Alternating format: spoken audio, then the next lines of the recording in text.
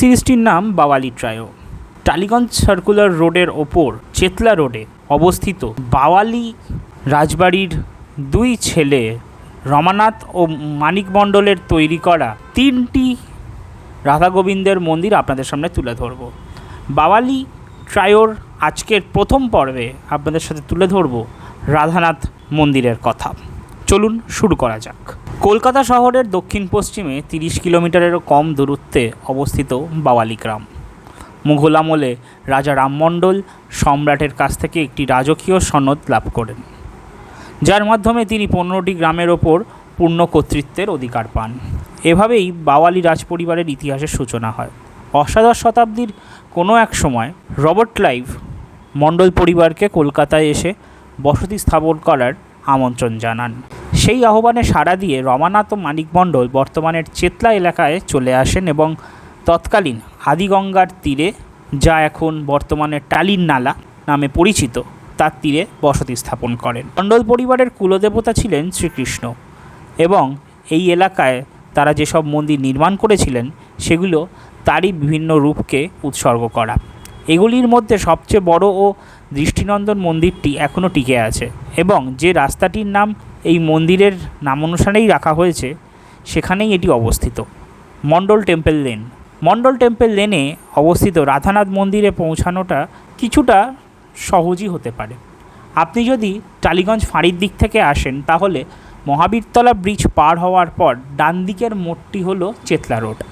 ডান দিকে মোড় নিয়ে ওই রাস্তা ধরে সোজা এগিয়ে গেলে এবং বাঁদিকে যদি খেয়াল রাখেন তাহলে মণ্ডল টেম্পল লেন ও চেতলা রোডের সংযোগস্থলে অবস্থিত বিশাল মন্দিরটি আধুনিক সব অট্টালিকার ভিড় ঠেলে সহজেই আপনার চোখে ধরা পড়বে। মন্দিরের প্রবেশপথটি সহজেই চোখে পড়ে, যার কারণ হলো এর কম্পোজিট ক্যাপিটাল বা মিশ্র শৈলীর শীর্ষদেশ যুক্ত স্তম্ভগুলো। তবে একসময় যে প্রবেশদ্বারটি ছিল নিশ্চয়ই অত্যন্ত জমকালো ও চিত্তাকর্ষক ছিল, আর তার উপরের অংশে এখন একঘেয়ে ও সাধারণ মানের আধুনিক নির্মাণ কাজ করা হয়েছে। প্রধান দরজা দিয়ে প্রবেশ করলেই চোখে পড়ে মন্দিরের বিশাল বারান্দা বা পটিকা। এর বিশাল ছাদটি ধরে রেখেছে সুউচ্চ শবস্তম্ভ, বাংলায় এ ধরনের কাঠামের মধ্যে একটি বৃহত্তম নিদর্শন। মন্দিরটি বাংলার সুপরিচিত নবরত্ন স্থাপত্যশৈলীতে নির্মিত। নবরত্ন শব্দটির আক্ষরিক অর্থ 9টি রত্ন, যার এই নামটি এসেছে মন্দিরের ছাদে থাকা 9টি চূড়া বা শিখর থেকে। মন্দিরের ভিত্তি থেকে এর কেন্দ্রীয় চূড়ার শীর্ষ পর্যন্ত উচ্চতা 90 ফিট। মন্দিরের পূর্ব দিকের দেয়ালে বসানো একটি কালো পাথরের ফলকে এর নির্মাণ সংক্রান্ত বিস্তারিত তথ্য খোদাই করা রয়েছে। পাথরের গায়ে খোদাই করা লিপিগুলো পরিচিত মনে হলেও পড়া কিছুটা কঠিন। এটি সংস্কৃত নয়, বরং বাংলা ভাষারই এক প্রাচীন রূপ। বিষ্ণুপুরের সব মন্দিরেই এই ধরনের স্মৃতিফলক বা স্মারক পাথর দেখা যায়। পাথরের উল্লেখিত তারিখগুলো শকাব্দ অনুযায়ী। গ্রেগরিয়ান বর্ষপঞ্জিতে রূপান্তরিত করলে যা জানা যায় তা হলো মন্দিরটির নির্মাণ কাজ 1796 সালে শুরু হয়ে 1807 সালে শেষ হয়েছিল। 1809 সালে রাধাকান্ত ও লক্ষ্মীনারায়ণের মূর্তি এখানে প্রতিষ্ঠিত হয়।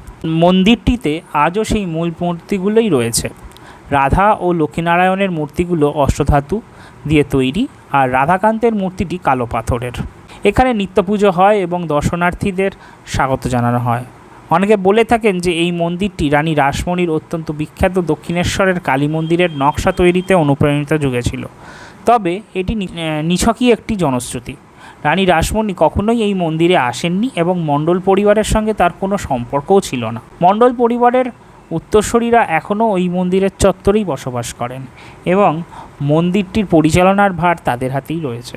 একসময় মন্দিরটি বিড়লা পরিবারের হাতে তুলে দেওয়ার পরিকল্পনা করা হয়, যারা তাদের বিপুল অর্থভাণ্ডারের থেকে বাংলার অনেক মন্দিরের রক্ষণাবেক্ষণ করে থাকেন। তবে শোনা যায় যে সেই পরিকল্পনা আপাতত স্থগিত রাখা হয়। পরিবারটি সাধ্যমতো মন্দিরটির রক্ষণাবেক্ষণের চেষ্টা চালিয়ে যাচ্ছে, কিন্তু এ অঞ্চলে আগাছা বা আকাঙ্ক্ষিত গাছপালার বিরুদ্ধে লড়াই করা বেশ কঠিন কাজ। সম্প্রতি একজন ঠিকাদার মন্দিরের চূড়ায় গজিয়ে ওঠা অনেক আগাছা পরিষ্কার করতে সক্ষম হয়েছিলেন, কিন্তু কাজ বন্ধ হয়ে যায় যখন তার এক কর্মী, যিনি কারো মতে মুসলিম সম্প্রদায়ের মানুষ ছিলেন, মন্দিরের ছাদ থেকে পা পিছলে নিচে পড়ে যান।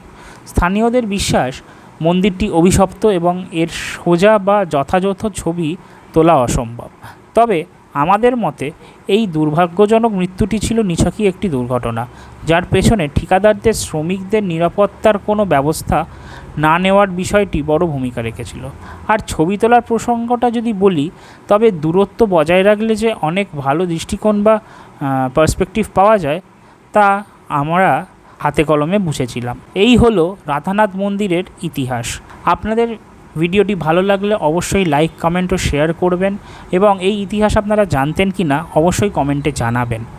আর পরবর্তী ভিডিও দেখতে অবশ্যই ফলো করুন বাংলার সমাচার দর্শন। ফেসবুকে দেখে থাকলে ফলো করে দেবেন আর ইউটিউবে দেখে থাকলে সাবস্ক্রাইব করে দেবেন।